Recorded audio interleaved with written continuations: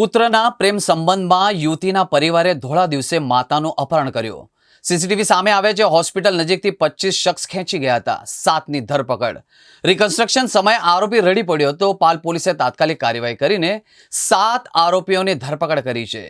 પકડાયેલા આરોપીઓને પોલીસે રિકન્સ્ટ્રક્શન પણ કર્યું હતું, જેમાં એક આરોપી રડી પડ્યો હોવાનું પણ સામે આવ્યું હતું.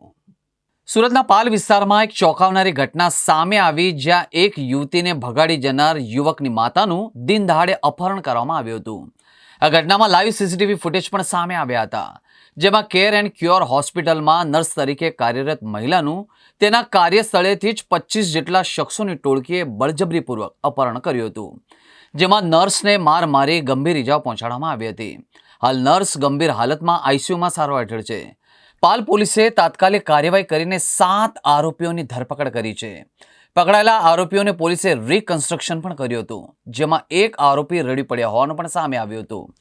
આ ઘટના પાછળનું મુખ્ય કારણ પ્રેમ સંબંધ અને કોર્ટ મેરેજ હોવાનું બહાર આવ્યું હતું.